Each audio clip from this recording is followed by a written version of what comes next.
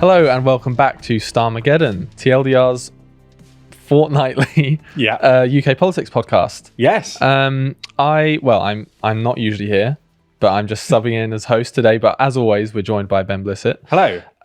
We had a fairly exciting weekend of British politics, didn't we? Where a rare Saturday sitting of Parliament to push through some legislation.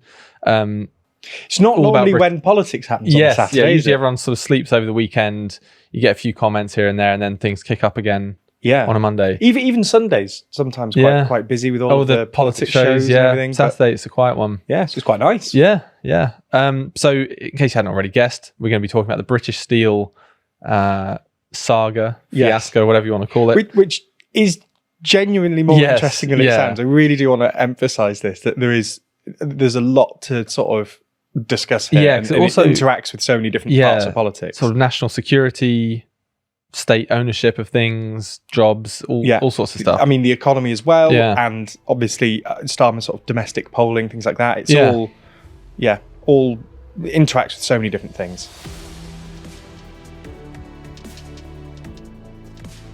Do you want to sort of jump in and tell us a bit about why this emergency session of Parliament had to be held? What was going on at British Steel, and why did the government deem it necessary to act? Yeah, so I just want to sort of, before we get into the sort of the specific sort of history and how we got here, I do just want to very quickly re-emphasise how important this actually is, because I'm aware that it, as we sort of said in the intro, is maybe can be seen as a little bit boring.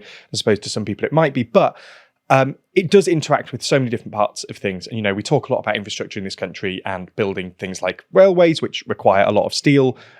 So many other things that we're talking about, like building and all these different like big infrastructure projects that require steel. Every country in the G7 currently has the ability to create their own virgin steel in their countries. Yeah.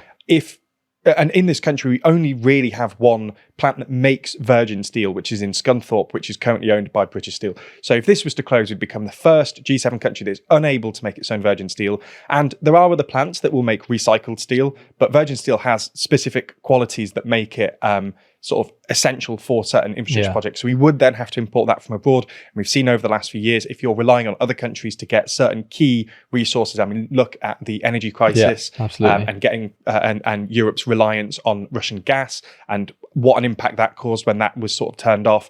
I mean, it's not only infrastructure either. There's a lot of national security things. So, if we're making massive warships, you're going to need some steel for that. So, it is very important that we have some domestic ability to create this virgin steel. And there is only one plant. And last week it was threatened that this was going to close. So this sort of saga goes back to 2019, 2020, when it was, there was the owners, the ownership had sort of gone through a few different hands.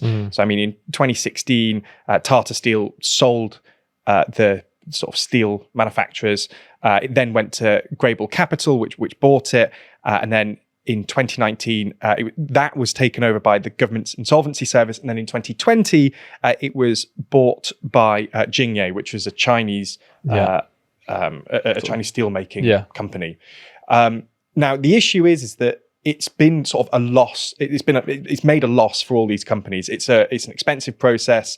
It's getting harder to sell it internationally, largely because of, there's other countries that are making it, and obviously increasing protectionism, things like that, which is making it a lot more difficult to sell it abroad. So in March of this year, Jingye, which currently owns British Steel, was losing around £700,000 a day operating this plant. So it's this very important thing for the country, which is losing money for its owners. So you can sort of see where this is going. So the owners are then threatening to basically close down the plant.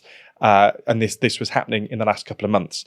They were threatening to close down the plant. They were threatening to basically not buy in new materials to keep the blast furnaces going. And one of the interesting things, I know we spoke about a little bit off camera, but one of the interesting things about these blast furnaces is that if they turn off, they cool down. They cool down, the metal in them solidifies, and it can actually break the blast furnaces. So they need to keep running, otherwise they risk basically never being permanent. Permanent damage to the point where they can't be turned back on again. So Jingye were basically threatening to turn off the blast furnaces. That would destroy them, and then Britain would then have no ability to create virgin steel, which, as we've just discussed, is very important and would make us the first country in the G7 to not have its own steel manufacturing capabilities. So the government then entered into negotiations with Jingye to try and keep the blast furnaces running and to keep the steelworks open. They offered them, there were discussions about basically bailing them out, but the government wanted assurances that jobs wouldn't be lost. I mean, they employ something like 2,600, 2,700 people, which also, around this whole conversation at the minute with the economy, Rachel Reeves trying to stimulate growth, cost of living, everything else, 2,600, 2,700 people losing their jobs overnight, obviously really bad luck for the government. So they're offering to bail them out, but they want assurances that there won't be job losses. Jingye doesn't give them those assurances. So then we get to an impasse. So the government then realizes the only thing it can really do is take control over Jingye and basically tell them what to do. And that's what that Saturday sitting was about. That's what the bill was about. They basically took control of the plant, right? Yes. As far as I'm aware, people have been talking about nationalisation, and this isn't nationalisation. It's sort of a stopgap. So this story isn't over yet. No, so it's really interesting. So the way that the bill works is it doesn't take it into government control. What it does do is it gives the Secretary of State, so Jonathan Reynolds, the ability to basically just tell Jingye what to do, to tell them, you have to import these materials, you have to keep the blast furnaces open, you can't sack 2,600, 2,700 people. So it's not currently in the government's hands. It is still with Jingye, but the government is still telling them what to do.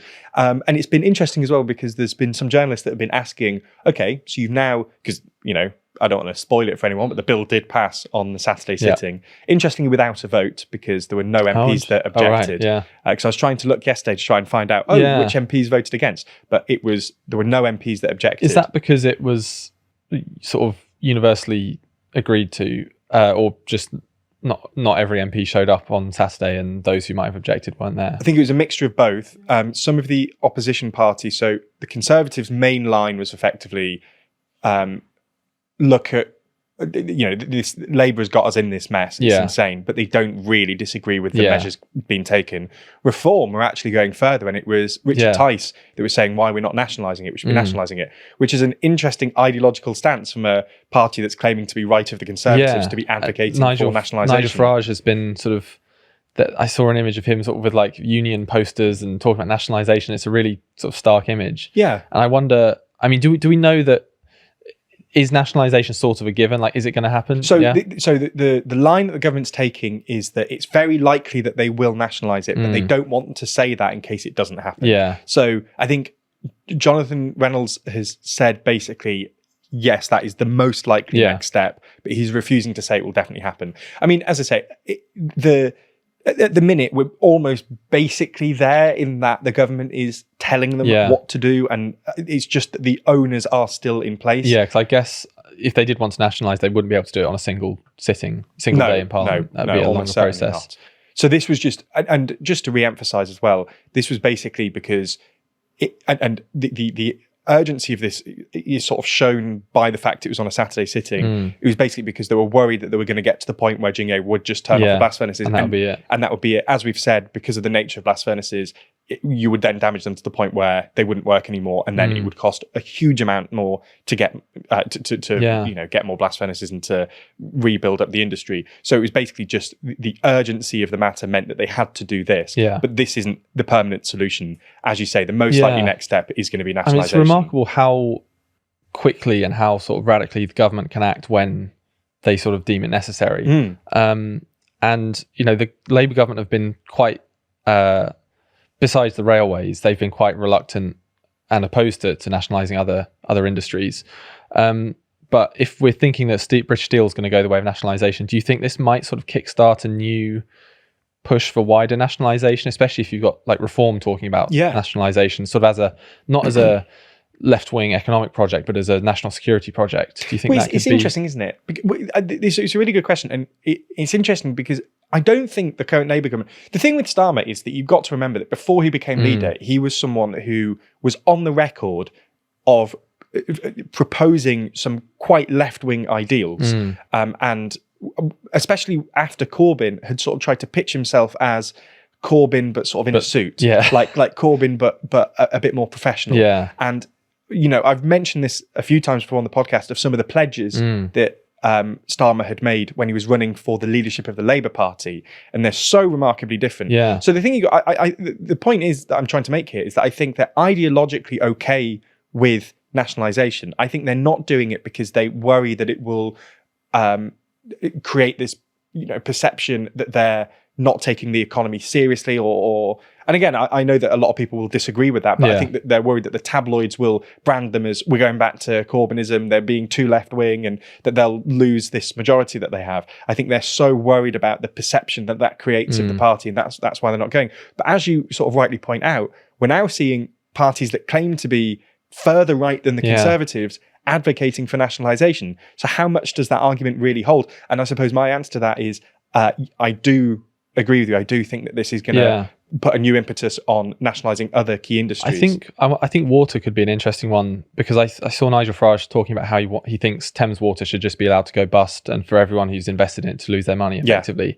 So you do wonder if Nigel Farage starts pushing those things, if Labour suddenly starts to feel comfortable talking about those ideas. I would say that's, again, I suppose this saga is a sort of an interesting side note, is really making me question Reform's ideological stance. Yeah. Because on the one hand, that is total free market thinking, isn't it? That you've got Thames Water and all their investors, they've done terribly. They're in a huge amount of debt, it's like 16, 17 billion pounds, huge amounts of money, and they've got no real plan for how to fix the problem. I mean, there was that documentary recently, I don't know if you saw it, on the BBC, which was really good in showing the sort of ineptitudes of the management at Thames Water. And his solution to that is let them go bust, free market. Just ran their business poorly, and they all lose their money. And on the other hand, he's saying we should be nationalising British Steel. Yeah. And I suppose you probably can make an argument as to why those two things are different, but it just is an interesting ideological sort of I think inconsistency. The steel is so...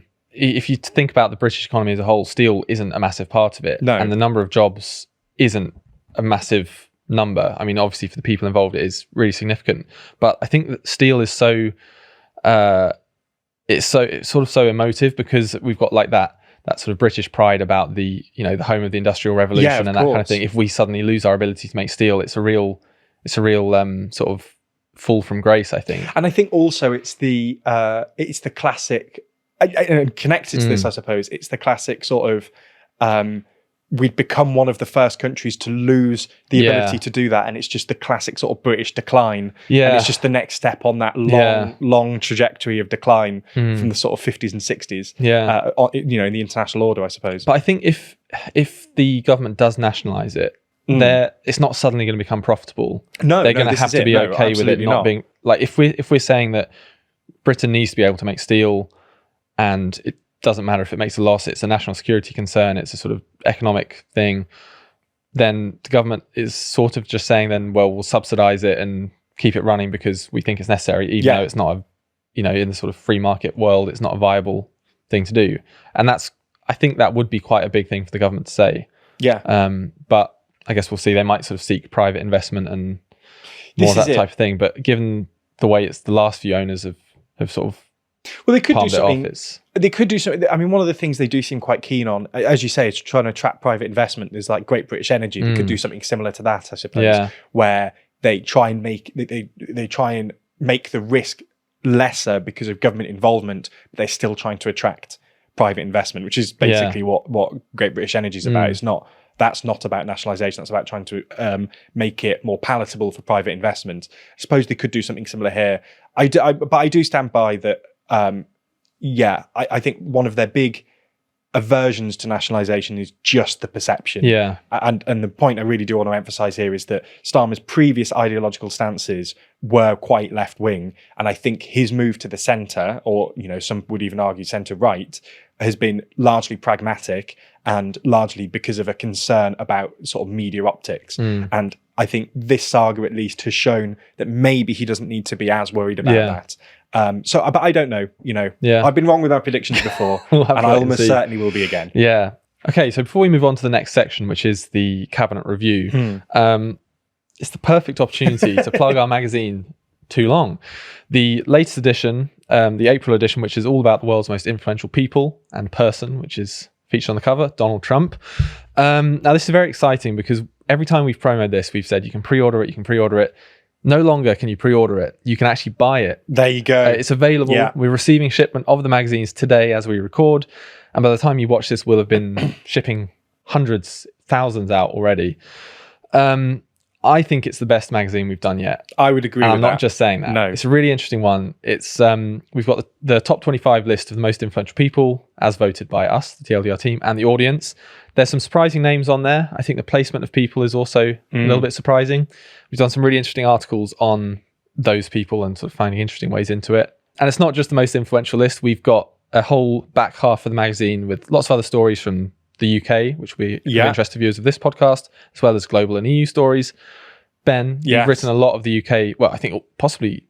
I think most of it, yeah. not all, because there's a guest writer. There's a guest UK article. I don't article. think I can say who it is at this point. Probably not, but it is exciting. There was a very easy way for you guys to find out. Which is to buy it. But what's your favourite? So of the ones that I wrote, I think, and especially relevant to this, there was one on Rachel Reeves's endless battle for growth. Yes. And I think this is a story that almost everything in UK politics connects back to at the minute.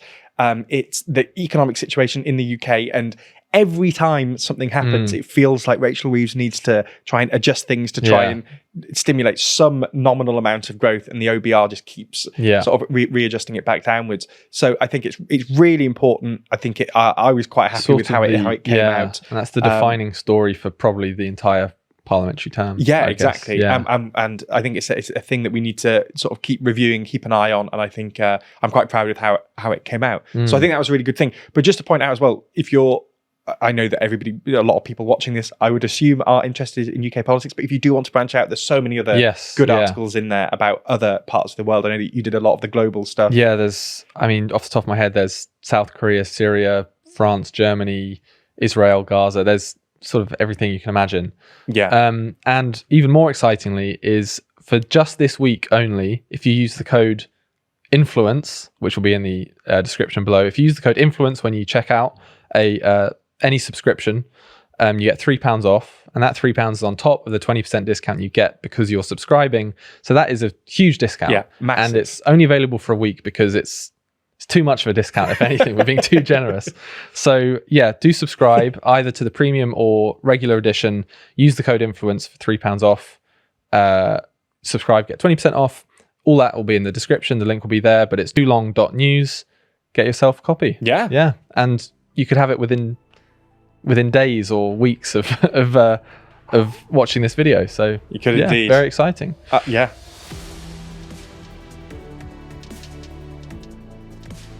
We're going to move on to the next section, the cabinet review. Yes. And is it fair to say we're slightly cheating here? I think it's fair to say. I think every week we slightly cheat, for being honest. But he is at least in the cabinet. He is in the cabinet, yes. So Jonathan Reynolds. Yes. He is... So I think of him as the business secretary, but I'm sure it's a longer and slightly more complicated title than that. The issue is that they changed all the titles a few years ago, and they added like 17 words to each cabinet minister. And in the context of what we're talking about, business is probably the most relevant. Yeah, right. So. Yeah. So we're obviously talking about him because of what's been happening with British Steel. He's been the sort of face of the government over this weekend and the last few weeks, and he's not a man who you see or hear much from unless you pay attention to sort of businessy news. But this is the thing, you don't really. And I think on the whole, this has been a really good move for him. And I think it's going to be really good for him. I think the fact that this cuts across the political divide effectively, there's been so little opposition to this. It seems like such a sensible move. And you've even got parties, again, claiming to be to the right of the Conservative Party, advocating that they go even further with nationalising this. I think that is a really big. That's a really big sort of thing. I think that's really, it really speaks to how well received, I suppose, this move has been. I think if that's the main criticism, I think that's pretty good. I think as well, the Labour government has sometimes lacked a sort of big moments that they can point to of sort of success. Yeah. I think one of the only big ones I can think to is the Oval Office and when Starmer had his meeting with Trump. But if we're being honest, that was sort of quite quickly overshadowed Yeah. by another Oval Office Yeah. meeting with Zelensky. And now, I mean, I've asked questions and I've seen other people, I suppose, but the questions are being asked about whether Starmer's approach on Trump has actually been working, because this sort of sucking up to Trump thing was meant to get us favourable treatment, and we sort of haven't actually seen any of that yet. So that's been called into question. So they're really needing some like wins, particularly domestically, because we had that international win, but domestically there's been so little. There's been so many sort of like the winter fuel allowance, means testing that. There was obviously the farming, the sort of the farming tax debacle. So there's been a few different things where they've really been in the news domestically, but not really for like success. And I think this was such a moment where, and I think the Saturday sitting actually helped this, because I'm aware that a lot of people would be like, they're paid such huge amounts, they should be going on Saturdays, they shouldn't be complaining about that. And I do agree with that. But just because of the unusual nature of it, it sort of put it into headlines. The government taking action, I think, doesn't it? Yeah, and it shows that they're willing to sort of break bits of convention in order to act quickly. And you can criticize that, and the Conservatives absolutely can say, the fact that they had to act with such urgency shows their lack of industrial strategy, that the fact that they have been unable to actually negotiate properly with Jingye, and that also I think is valid. But I think the overwhelming sort of media reaction to this has been they're doing exceptional things in exceptional circumstances. This is a positive move by the government, and I think that this is a real sort of domestic win that they've been sort of desperately needing. I think the thing that you said about reform and how it's sort of that party to the right of the Conservatives sort of endorsing what the government are doing or calling for them to go further.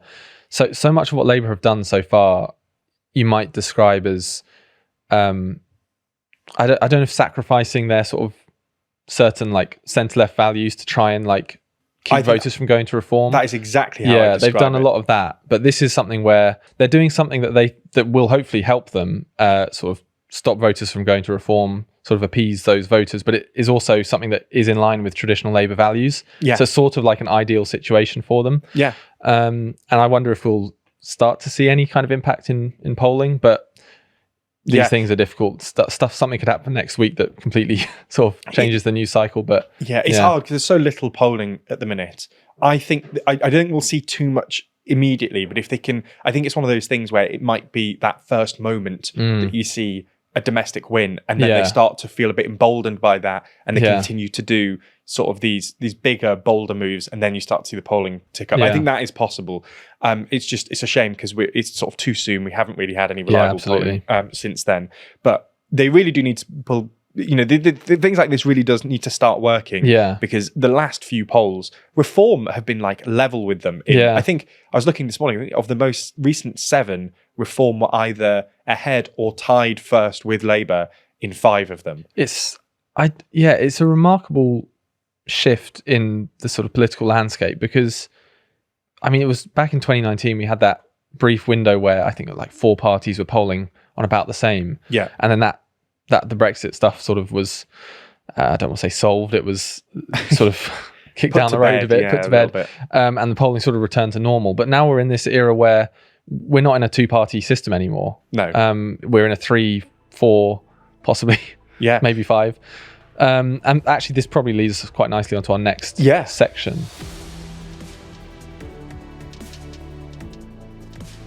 Which is, what do we call this section? The smaller story, the little bonus story at the end, which is all about the Liberal Democrats, which they haven't been enjoying polling highs quite like Reform, but quietly they have been ticking up.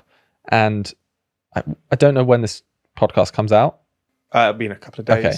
By then, hopefully people will have seen the UK video on the Liberal Democrats polling. If not, go and watch it. It'll be on the UK channel. Yes. So Ben, this is what you wrote that video. So you've been sort of immersed in the Lib Dem world for the last few days. I have. Tell us what's going on. So I think, well, just to sort of pick up on what you were saying there, I mean, I think you can definitely make, it's very easy to make the argument we're now sort of at least at the moment, in a 3-party system, because we're constantly bouncing between the Labour, Reform, and the Conservatives are still not that far behind. They're still in the like low 20s.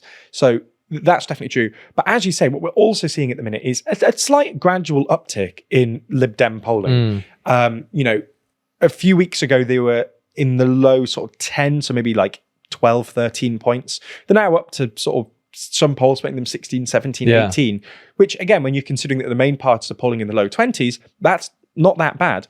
It's quite it's a competitive field at the minute in polling. It's not, you know, before the election for, you know, 2 years, Labour were just way ahead, absolutely way ahead, dominating, you know, at some points 20 points ahead of the next nearest party, which was the Conservatives.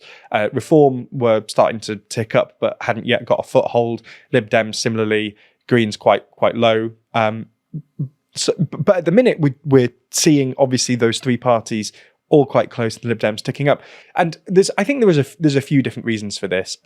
Firstly, as we know, the Labour polling lead has completely collapsed since the election. And I think it's quite easy to suggest why that is.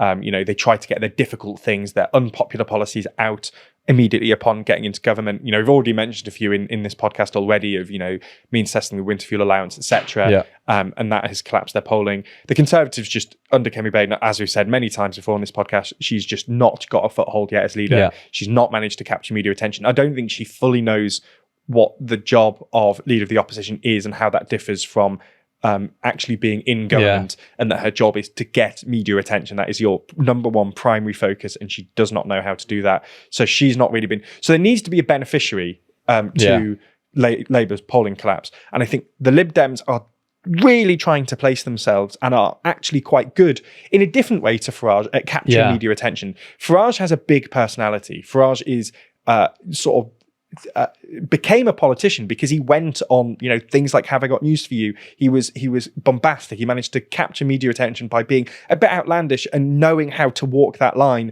between, you know, saying something that would get his party to almost have like a cordon sanitaire around it, you know, but also being like provocative. He knew how to walk that line. He's done that quite well for the last 10 years. You know, he refused to buddy up to Tommy Robinson so that the media would accept him still, but would also capture those sort of right-wing, you know, those on the right in the UK electorate.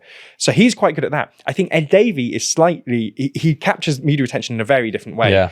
I think the way that he's been doing it is he's very willing to engage in forms of media that other politicians refuse to out of respect for their own dignity. That's one way of putting it. I think he's very, you know, for the last year, he's been on TikTok doing all these, you know, challenging Starmer to a 1v1 I never understood that. Things never like understood that. that. But me and you will look at that and go, that is, you know, that's insane. He's the leader of the Liberal Democrat Party. What is he doing this for? But we spoke about it. We knew that he was doing that. And that gets them in the media. And even if at the bottom of that article there's a little bit about, you know, he's pushing for some changes in social care, you then know that's what he's doing. It's the job of opposition parties to get attention however they can. And I think Ed Davey has been particularly good at that. And in the last few weeks, when he launched his local election campaign, he did it on a little fake horse or something. And that was all in the media for a couple of days. And again, I saw more about that. I saw more videos of Ed Davey on that ridiculous little horse than I've heard from Kemi Badenoch in months. And sure, it's, you know, I didn't see much on policy, but I'm aware that they then exist. I'm aware that it's that thing where the Lib Dems have to remind voters that they are an option, that you don't have to choose between Keir Starmer and Nigel Farage or Kemi Badenoch. Like there is another party, and there are other parties, and it seems to be that that's working. But yes.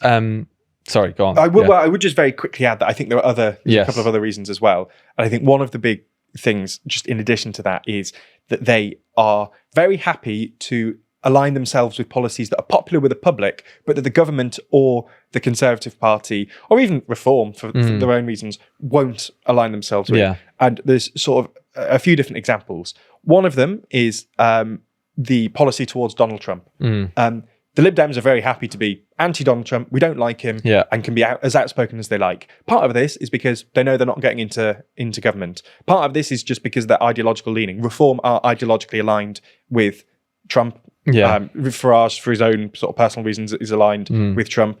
the Conservatives don't want to align with them because they know that they want to try and form a government again. And if they do, they don't want, they know that they want to try and work with the US, which might still be headed by Trump at the time, and Labour for similar reasons. The Lib Dems don't have to do that. Yeah. The Lib Dems can absolutely come out and say, Trump's a bully, we shouldn't be, aligning ourselves with him, etc. Which a lot of people in the UK think. It's a very popular. It's not a hot take to say Donald Trump's being mean and we don't like him here. But when people look in the media and they see Starmer cozying up to him, see the government calling for him to, looking at the Conservatives calling for him to cozy up more, looking at Farage and his relationship with Trump, to then be reminded there's a fourth option, which is Ed Davey, and bugger all of that. We don't need to be close to them. That remains a viable option. Also, there's other sort of domestic policies. They don't have to worry too much about the cost of policies because they know they're probably not going to form a government. So whenever anything happens, they are the first party to say that should be a bank holiday. Absolutely, we should be having that as a bank holiday, and they don't really have to worry about people going, oh well, what will the OBR think? What will how much will this add to? How much will this stifle growth, etc. They can just sort of go, we back that. They love to call for Parliament to come back from recess to deal with some emergency matter, and that's usually because I think the thing they like to do is make that call and then force the government to say no, we're not going to do that, and it really makes the government look like they're not actually dealing with whatever the emergency is. But I mean, you were probably about to come onto it, but the most obvious one in my mind is EU policy, and how you look at polling, and Brexit's just unpopular in the country, but none of the main parties, Reform, Conservative, Labour, are really addressing that. I know Labour are doing their reset with the EU, but they're being very cautious about it. The Lib Dems are saying we should rejoin the customs union, move towards single market membership, that type of stuff, which is not an unpopular position, and that's working for them. This is it's exactly true, and this is what they, this was their position a few years ago. They were one of the only parties that had called for, I believe it was a second vote, back in sort of 2018, 2019 era. They were they were the party that people went to if they sort of supported Remain and wanted us to be closer with the EU. And as you say, that is to an extent still definitely true now.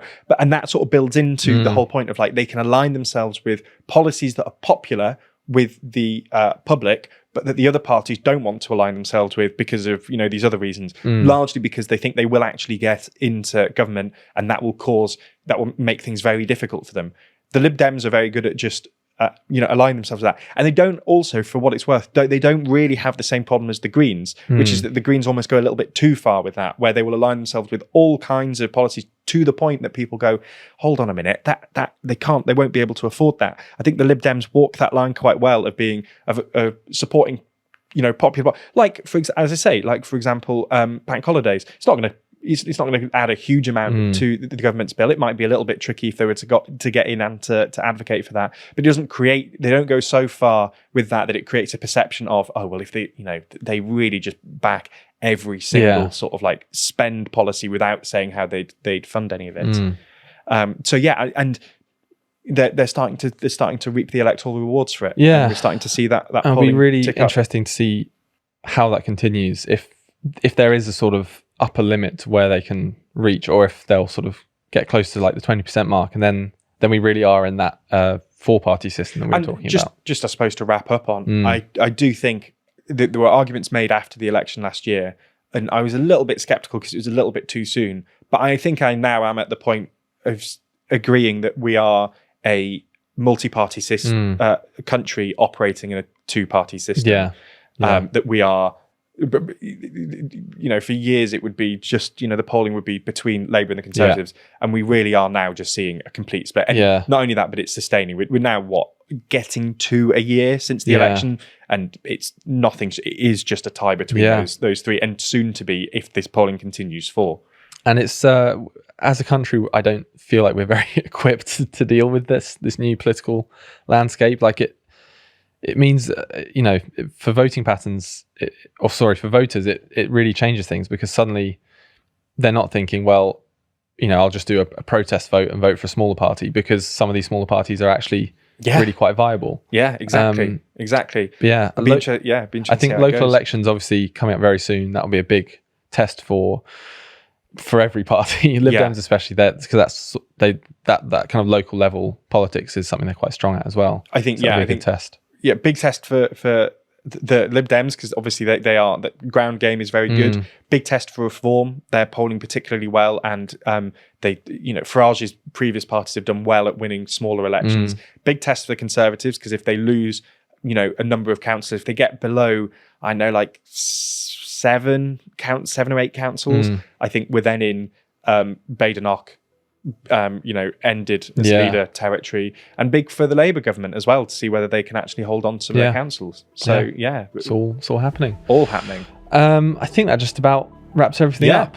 So Thank you for watching. A reminder, you can use the code INFLUENCE for £3 off a subscription to our magazine Too Long, and that's £3 off on top of a 20% discount for the subscription.